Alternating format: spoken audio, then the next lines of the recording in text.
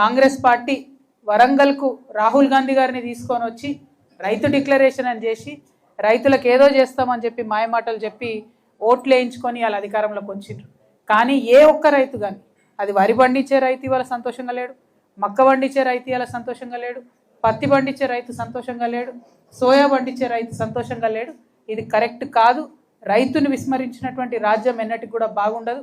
ఒక పక్క మీరు వాళ్ళకు బోనస్ ఇస్తలేరు, ఇంకొక పక్క టైంకి రైతు భరోసా మీరు ఇస్తామన్నంత అమౌంట్ ఇస్తలేరు, ఇంకొక పక్క యూరియా ఇయ్యలేకపోతున్నారు, ఇంకొక పక్క కరెంటు పోతున్నది.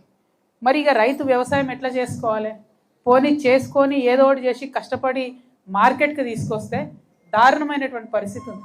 నిన్న అక్కడికి పోతే రైతులు ఒకటే చెప్తున్నారు, మా ట్రాక్టర్ ఇట్లా లోపలికి రాగానే మాయిశ్చర్ కంటెంట్ తీసుకుంటున్నారు, డెఫినెట్గా అది ఎక్కువ వస్తుంది, మేము ఆరబెట్టుకున్న తర్వాత తీసుకోవాలి. ఈ కనీస చిన్న చిన్నవి కూడా పాటిస్తలేరంటే నిన్న మీ అందరి సమక్షంలోనే నేను కలెక్టర్ గారికి మాట్లాడడం జరిగింది. వారు దానికి ఒప్పుకున్నారు. లేదు కొంచెం అవకాశం ఇస్తామని చెప్పిండ్రు.